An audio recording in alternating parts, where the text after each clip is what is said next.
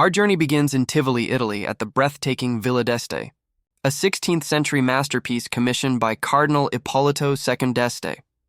This UNESCO World Heritage Site is famous for its Renaissance gardens, 500 fountains, grand terraces, and hillside views of Rome. Once a retreat for popes and nobility, it blends architecture and water engineering unlike anything else in its time.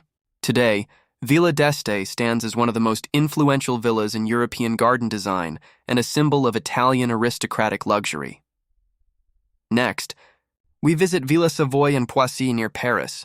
Designed by legendary architect Le Corbusier in 1931, this villa redefined modern residential architecture. Built as a country retreat for the Savoy family, it showcases open floor plans, ribbon windows, and rooftop terraces. Although minimalist in appearance, its concept was revolutionary, a machine for living.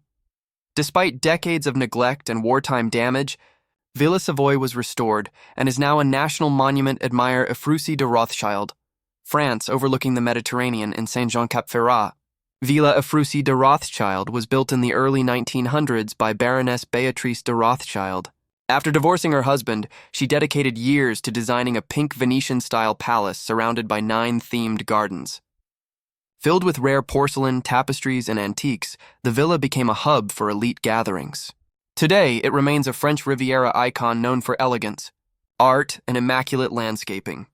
In Florence, Villa La Pietra dates back to the 1400s and has passed through noble families, including the Capones and the Actons. The Acton family restored it in the early 20th century, filling it with Renaissance art, sculptures, and rare books. The villa now belongs to New York University and hosts cultural studies and events. Its walled gardens and historic interiors still preserve the essence of Italian aristocratic life. Built between 1902 and 1908 in Beaulieu-sur-Mer, Villa Kyrlos is a stunning recreation of an ancient Greek noble house. Commissioned by archaeologist Theodore Reinach and designed by Emanuele Pontremoli, the villa features marble columns, mosaics, and custom-made furniture inspired by Greek antiquity. Though modernized with electricity and plumbing, it preserves the grandeur of classical civilization in a coastal French setting. In the heart of Milan stands Villa Necchi Campiglio, constructed in the 1930s for the wealthy Necchi and Campiglio families. Designed by architect Piero Portaluppi, it was one of the first Italian villas with central heating, elevators, and a private swimming pool. During World War II, it was occupied by various political figures, but later restored to its glamorous state. Today, it is a museum showcasing Art Deco luxury and Milanese history. In Miami, Villa Vizcaya was built between 1914 and 1922 for industrialist James Deering. Inspired by Italian Renaissance villas, it features Mediterranean architecture, European antiques, oceanfront terraces, and elaborate gardens. The estate survived hurricanes and wartime activity and is now a national historic landmark visited by millions each year.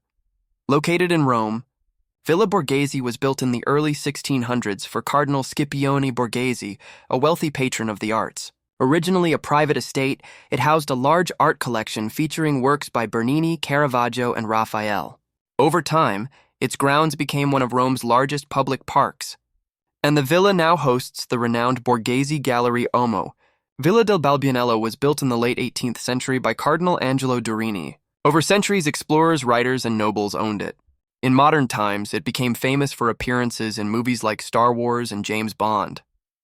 With terraced gardens and panoramic views, it remains one of the world's most photogenic finally. Villa Leopolda on the French Riviera is one of the most expensive estates on Earth. Originally owned by King Leopold II of Belgium in the early 1900s, it later passed through royals, billionaires, and film tycoons. Spread over 20 acres, it features terraced gardens, marble interiors, and sweeping sea views. Today, it's